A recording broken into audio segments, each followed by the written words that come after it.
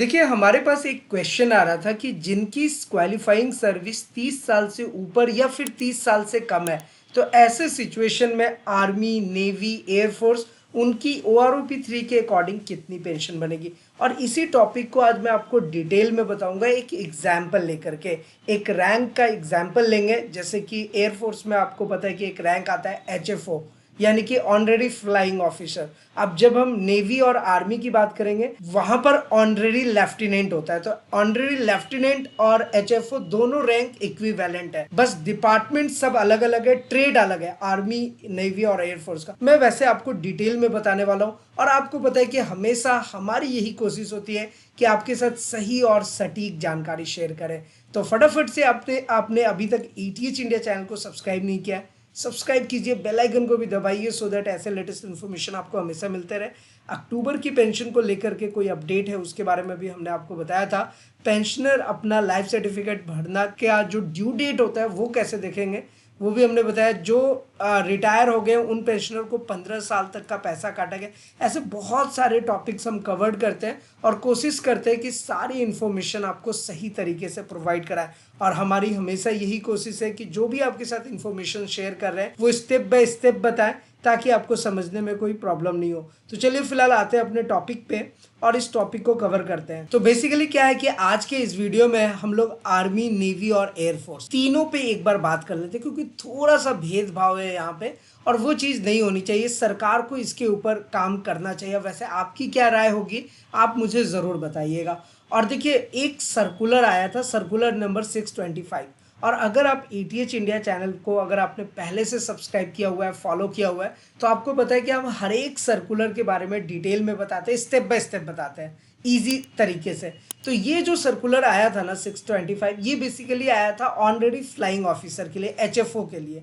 और HFO जो होता है वो एयरफोर्स में होता है, ठीक है। ये बेसिकली एक रैंक है HFO जो एयरफोर्स में आता है। तो बेसिकली हुआ क्या है कि एयरफोर्स के HFO को मिलेगा OROP 3 की पेंशन, जो कि है 46,300 रुपये। हमने ये नोट कर लिया, इस चीज़ को आप समझिएगा।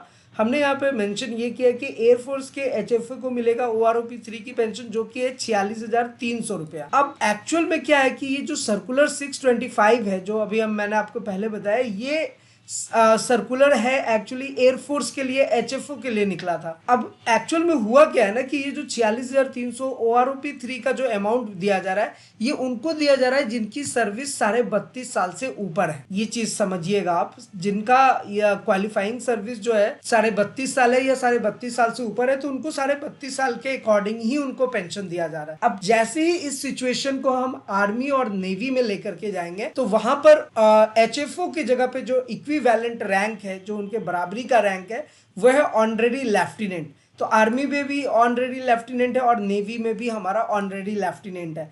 तो अब ऑनरेरी लेफ्टिनेंट जो आर्मी और नेवी के हैं, ये बेसिकली क्या होता है कि HFO के बराबर है, लेकिन रूल नियम जो है वो चेंज हो गया है। क्यों? क्योंकि आर्मी और नेवी में आपका क्वालिफाइंग सर्विस कितना भी हो, लेकिन आपको 30 साल तक का ही पेंशन मिलेगा। तो अगर मान लो कि आपने क्वालिफाइंग सर्विस दिया 32.5 साल का, 33 साल का, लेकिन आपको OROP 3 के अकॉर्डिंग जो पेंशन दी जा रही है वो कितना बढ़ा हुआ मिलेगा, वो 30 साल के अकॉर्डिंग मिलेगा।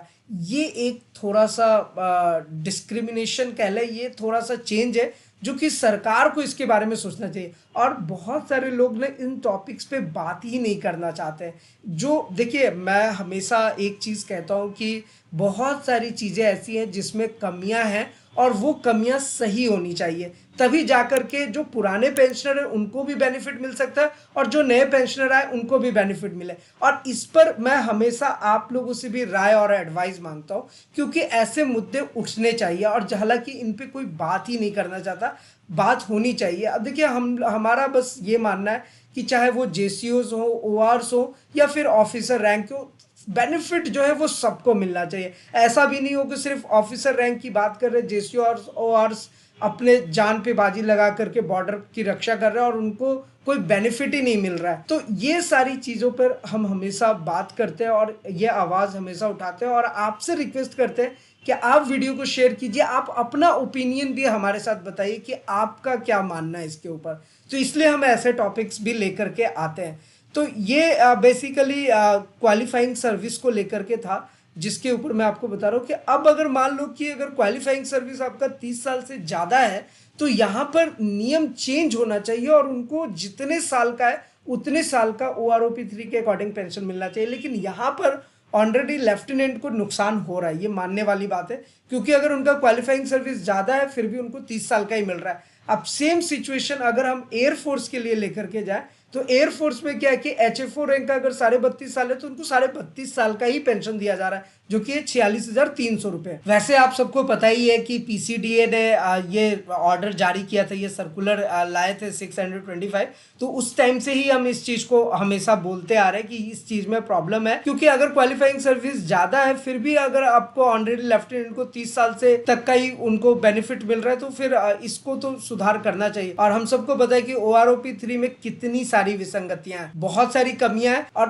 हो क्या रहा है ना कि ये एक एंसेस्ट्रल की तरह चला आ रहा है कि जो गलतियां OROP 1 में हुआ उसको दोहरा दिया गया OROP 2 में, और फिर उसी को दोहराया जा रहा है OROP 3 में, और आने वाले टाइम पे जब OROP 4-5 आएगा तो सब में यही प्रॉब्लम्स आएंगे। तो दिस इज द रीजन कि सरकार को अभी इस पे काम करना चाहिए, और हम और आप मिल करके इसका आवाज उठा सकते हैं और उसके ऊपर हम सरकार को बोल सकते हैं कि उनको सही नियम कानून बनाना चाहिए इसके ऊपर।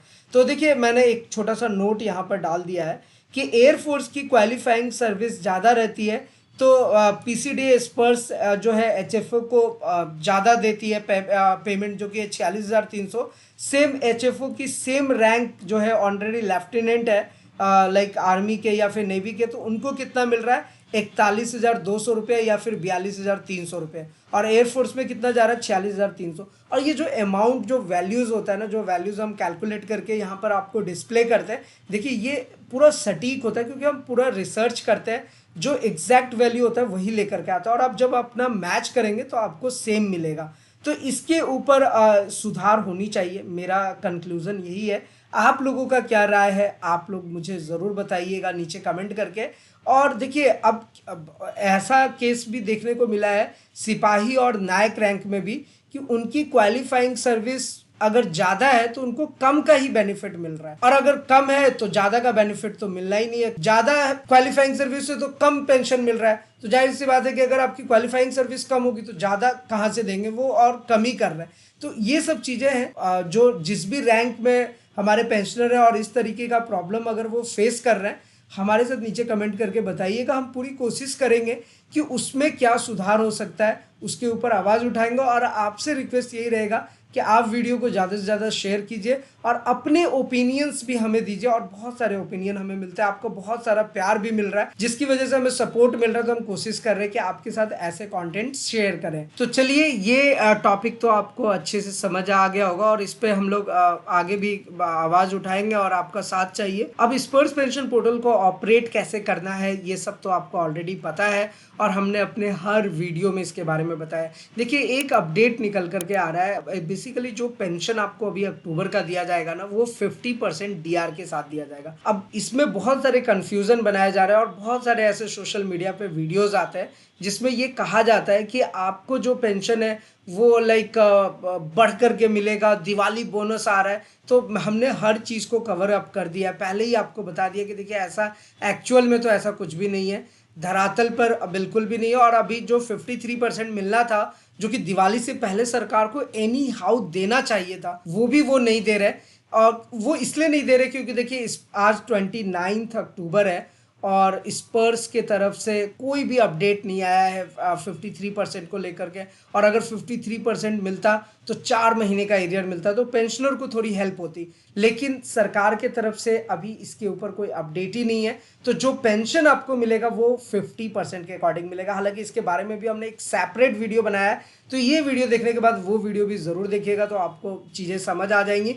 और स्पर्स पेंशन पोर्टल आप ऑपरेट कीजिए, अपना कॉरिजेंडम PPO चेक कीजिए कि OROP 3 के अकॉर्डिंग नया वाला PPO बना है या नहीं, क्योंकि नया वाला PPO के अकॉर्डिंग ही आपका OROP 3 का बढ़ा हुआ पेंशन मिलेगा। अगर जिनका नया PPO नहीं बना है उनको पेंशन जो है वो अभी वही पुराने रेट के हिसाब से मिलेगा, ये ध्यान में रखिएगा। और एक इंपॉर्टेंट अपडेट लाइफ सर्टिफिकेट को लेकर, तो लाइफ सर्टिफिकेट का ड्यू डेट कैसे देखते हैं, देखिए मैंने प्रैक्टिकली आपको बताया कि आप अपना सबसे पहले ड्यू डेट देखिए कि आपका जीवन प्रमाण पत्र का भरने का जो ड्यू डेट है वो कब का है। जब ड्यू डेट आप चेक कर लेंगे तो आपको पता चल जाएगा कि अब आपको अपना लाइफ सर्टिफिकेट सबमिट करना है। अब ड्यू डेट कहने का मतलब क्या होता है ना कि अगर आपका लास्ट डेट 31 अक्टूबर है तो आपको अक्टूबर महीने में ही अपना लाइफ सर्टिफिकेट सबमिट कर लेना है। अगर आपका लास्ट डेट नवंबर है तो आपको नवंबर महीने में ही अपना लाइफ सर्टिफिकेट सबमिट करना है। और इसी तरीके से अगर आपका ड्यू डेट दिसंबर है तो दिसंबर में करना है।